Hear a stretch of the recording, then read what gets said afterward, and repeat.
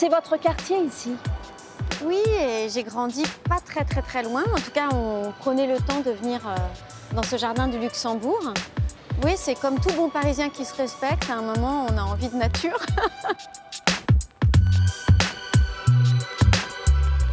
Le 6e arrondissement, c'est le Paris historique des écrivains. Est-ce que c'est source d'inspiration pour l'écrivaine que vous êtes? Alors c'est vrai que quand on a la chance, et ça m'arrive régulièrement, quand on marche par ici, là, de croiser Modiano, qui a la gentillesse de s'arrêter et de me dire bonjour et voilà, discuter un petit peu avec lui, oui, c'est très inspirant, évidemment.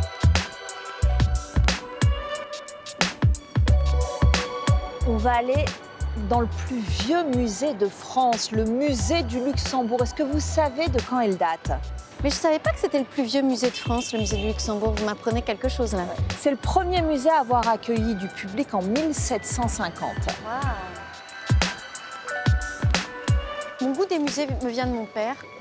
Il nous amenait dans les musées et on n'allait voir qu'une œuvre. Mais on y restait pendant 1 heure.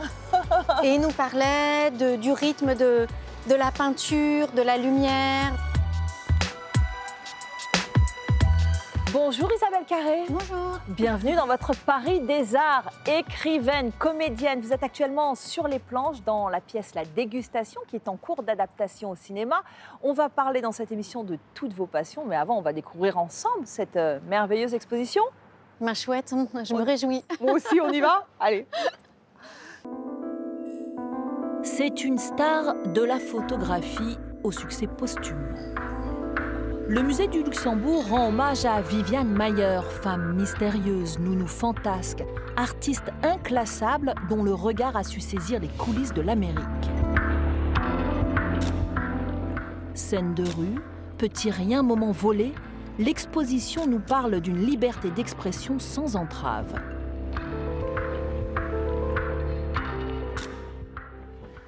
Bonjour Françoise. Bonjour. Merci de nous accueillir.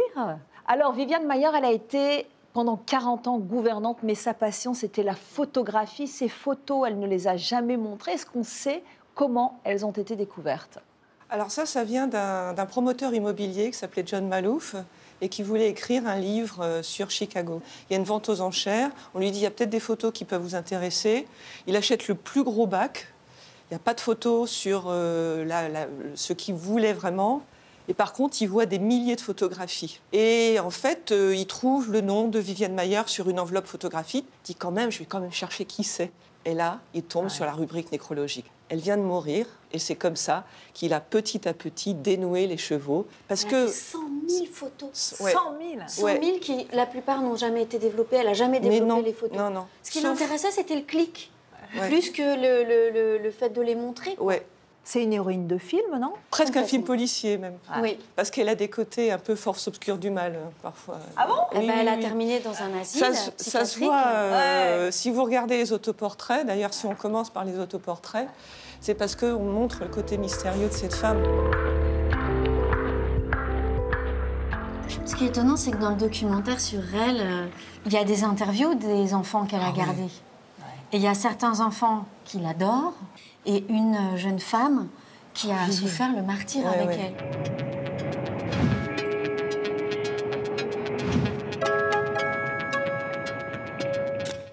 La rue, théâtre de l'ordinaire, elle aimait tous ces petits riens, les petits gestes qui sont le sel du quotidien. Oui, là quasiment dans cette photo, elle stigmatise quasiment l'American Way of Life. Tout le monde va au travail à la même heure.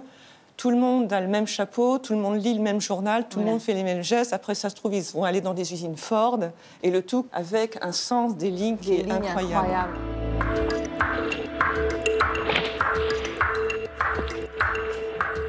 Moi, ce qui me plaît, c'est surtout son regard sur les enfants. Elle n'est pas nounou pour rien quand même. Ouais. C'était pas juste un gagne-pain. Elle a une vision, un regard sur les enfants. Il y a plein de photos qui sont bouleversantes. On voit des enfants qui viennent de se faire mal au genou, qui pleurent. Et elle sait capter leur regard. Et d'ailleurs, les enfants lui rendent bien. On voit que les mères regardent ailleurs, mais les enfants la regardent toujours.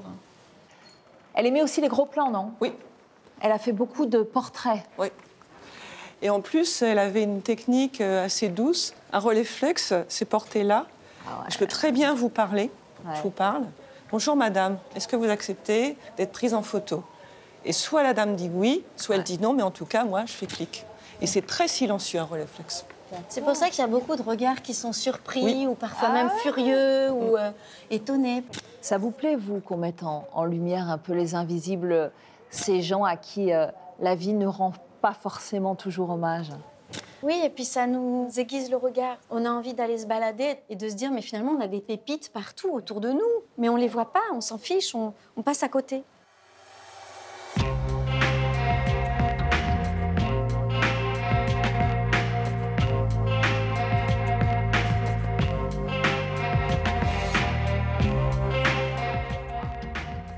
Isabelle, on ne vous présente plus en tant que comédienne, un César de Molière. En ce moment, vous êtes sur les planches, dans la dégustation pièce d'Ivan Calberac. Vous êtes Hortense, une cato un peu coincée, pas loin de devenir vieille fille lorsqu'elle rencontre un caviste célibataire endurci. Qu'est-ce qui vous a plu dans ce rôle? Alors d'abord, j'ai adoré l'écriture d'Ivan Calberac. Je trouvais que c'était vraiment drôle, que chaque réplique faisait mouche, que c'était un humour qui rassemblait.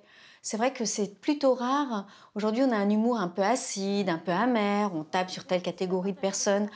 Et c'est rare, en fait, de sortir d'une pièce de théâtre ou d'un film en étant un peu comme après avoir vu un film de Capra, en ayant envie d'embrasser les gens, d'aller vers les autres. Cette joie, quoi, et cette fraternité. Ah, c'est mon curé! Alors, il me dit Saint-Julien, Châteaubiran, 2000. Ah bah, il s'emmerde pas. Je veux dire, c'est du grand vin, ça. Alors, j'en ai aussi du Saint-Julien, hein, en 2009, très bonne année aussi, mais quand même 48 € la bouteille. Ah oui, quand même. Ça a l'air de bien rapporter la quête dans votre paroisse. Avec Bernard Campan, c'est une longue histoire. En 2001 déjà, vous formiez un duo dans ce souvenir des belles choses. C'est un film qui compte évidemment pour vous, César de la meilleure actrice. Ça n'a pas dû être facile de se glisser dans la peau de ce personnage, cette jeune femme qui souffre d'un Alzheimer précoce. C'était pas en fait tant la joie, oui, de recevoir un César qui fait que le film compte pour moi. Bien sûr, c'est très agréable, mais c'est surtout ce qui s'est passé au moment du tournage. Il s'est vraiment passé quelque chose. C'est-à-dire? C'est-à-dire qu'on s'est vraiment rencontrés avec Bernard. On a tout de suite trouvé cette amitié. Elle était vraiment très forte. Avec Zabou aussi, on était vraiment un trio très unis. On a ri énormément, je pense, pour exorciser aussi Mais nous, on a pleuré, ce que vous dites, ce que vous racontez, c'est-à-dire voilà, la douleur de jouer tout ça. On l'a beaucoup exorcisé en riant et en étant très proches les uns des autres. Tu connais l'histoire de l'ange de l'oubli? Quand un bébé vient au monde, il connaît toute l'histoire de l'homme depuis la nuit des temps. La poésie, les souffrances, la famine, l'amour, j'ai envie de t'embrasser, les inventions, tout ce qu'il fait. J'adore l'orage. Alors comme ça, Claire Poussin a eu un coup de foudre. Tu peux pas la lâcher comme ça dans la nature. Ils s'aiment, ils se font du bien. Je sais que vous êtes en train, en ce moment, de finir un manuscrit, le 3e, parce que vous êtes aussi écrivaine. Votre plume, on l'a découverte avec vos 2 premiers romans, Les Rêveurs en 2018, puis Du côté des Indiens en 2020. Vous avez enchaîné, et pourtant vous en avez mis du temps avant d'oser écrire. Pourquoi? Mais c'est une question qui me taraude encore et je m'en veux en fait. Beaucoup, parce que il paraît qu'il faut rien regretter, mais si, je regrette, parce que je vois comment ça me remplit, comment ça me rend heureuse. Et puis j'ai eu la chance d'avoir un bel accueil et j'ai ressenti exactement la même émotion que quand j'ai commencé au théâtre. J'avais 17 ans et j'ai eu l'impression qu'on me disait « Mais oui, viens, rentre !» Il y a de la lumière, on a mis du feu dans la cheminée, vas-y, t'es chez toi, quoi. Dans votre premier roman, il est question de vous, mais pas tout à fait, pas exactement. Vous parlez, vous évoquez les drames qui ont traversé votre enfance, donc une séparation, celle de vos parents, un hôpital psychiatrique, une agression sexuelle. Où est-ce que vous placez le curseur entre la fiction et la réalité? J'aime mélanger les deux, exactement comme quand je joue, en fait. Quand je joue, mon rêve absolu, et je ne dis pas du tout que j'y parviens, mais c'est un rêve pieux, c'est que les spectateurs se disent « Ah mais c'est pas possible, elle l'a vécu ». Ça résonne tellement juste et vrai qu'elle l'a vécu. Et quand j'écris, c'est un peu pareil, c'est-à-dire que je prends des petits points de fiction, de réalité, ouais. Comme, je sais pas, comme les lignes de métro, vous savez, les stations. Voilà, ça c'est la réalité, et à l'intérieur, je remplis avec de la fiction. Mais j'aime ce mélange. C'est le mentir vrai d'Aragon, c'est l'écriture qu'on connaît aujourd'hui. Dans Du côté des Indiens, s'entremêle le destin d'un petit garçon, de ses parents, d'une voisine abusée par un producteur de cinéma. C'était votre façon, à vous, de témoigner 3 ans après l'affaire Weinstein? C'est un metteur en scène dans l'histoire. Ouais. Et en fait, c'est un peu un 3 en 1 de choses que j'ai pu vivre et voir. C'est un mélange. Effectivement, j'ai été très touchée quand une journaliste d'Ohan Bui m'a appelé, m'a envoyé un SMS pour me demander de témoigner au moment de l'affaire Weinstein. J'avais pas envie de répondre justement d'une façon courte, avec un SMS ou même une petite interview. Voilà, même si on l'a fait très longue, l'interview, ça reste quand même un moment voilà, qui va être monté et puis qui va alimenter les petites phrases, le buzz.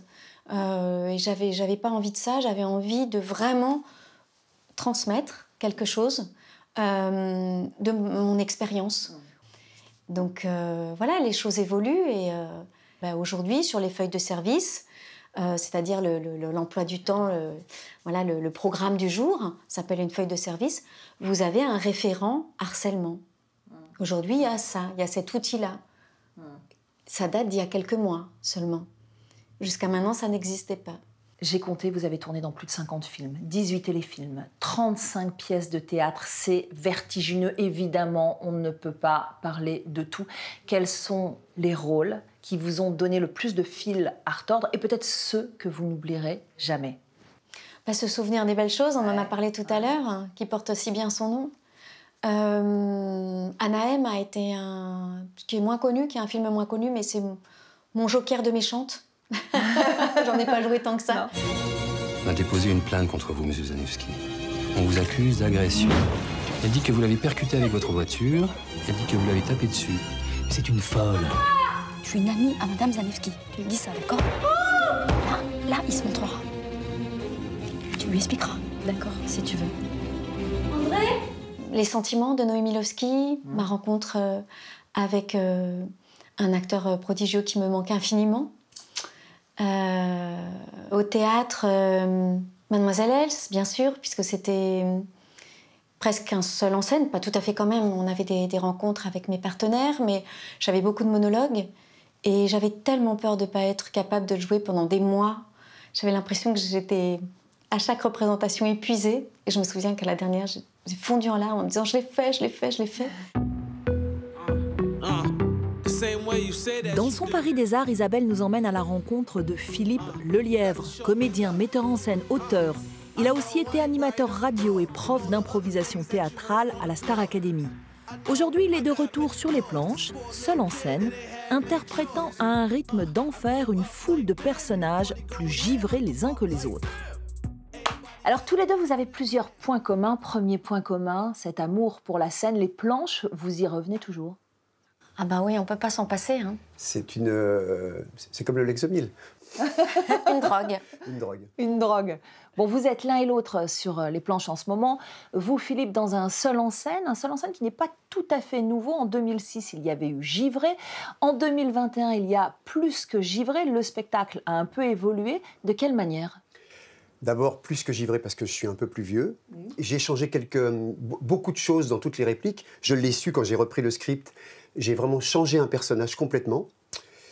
Et voilà. Et au début, j'étais un peu hésitant quand on m'a fait la proposition, parce que je sais l'énergie que demande ce spectacle et que j'ai 15 ans de plus.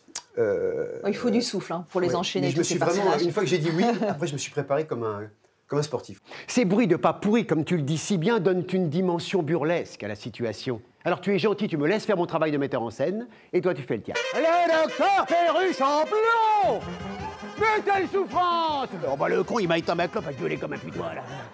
Vous, Isabelle, la scène, c'est aussi une parenthèse. Vous êtes ailleurs? Vous êtes où exactement? C'est une bulle de fiction, c'est s'oublier, s'abandonner, comme tu disais, mais c'est aussi revenir à soi, c'est dire des vérités un peu cachées. C'est surtout partager, quoi. C'est surtout partager et être avec les gens. Est-ce qu'on peut dire la même chose en 2021 qu'en 2006? Parce que je sais que vous avez adapté, donc vous venez de le dire, certaines répliques. Est-ce qu'on peut rire des mêmes choses aujourd'hui? Je ne pense pas. Je ne pense pas, et ça a bien été d'ailleurs l'objet du changement de personnage. Moi, je n'ai pas envie de me justifier sur ce que je fais, parce que si on interprète un personnage qui n'est plus à la mode, ou avec un accent, on va pouvoir me dire que je suis éventuellement raciste, ce que je ne suis pas, donc je n'ai pas du tout envie de rentrer dans ce chemin-là pour être obligé de me justifier. Ouais. J'ai changé des choses dans le spectacle qui, justement, ne donnent pas lieu à ça. C'est Beckett qui disait « On est tous givrés, certains le restent ». Vous l'êtes resté. Je suis resté. Quelle catastrophe dans la maisonnée! Mademoiselle avec son amant, madame avec le sien. Il faut que je trouve une idée pour démêler toute cette affaire. Tu joues quotidien, tu joues Netflix, tu joues Prime Video, tu joues plateforme, voilà.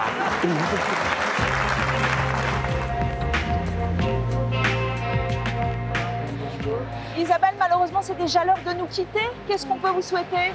Que ça continue tous les soirs avec Bernard Campan, que j'adore, avec Éric Viellard. Je suis très heureuse de les retrouver là. Bon, même si j'étais bien avec vous aussi. Hein. Le public vous attend. Vous pouvez bien sûr retrouver l'émission consacrée à Isabelle Carré sur notre site internet. Et puis vous le savez, le Paris des Arts se poursuit également sur les réseaux sociaux. On vous attend très nombreux. À bientôt.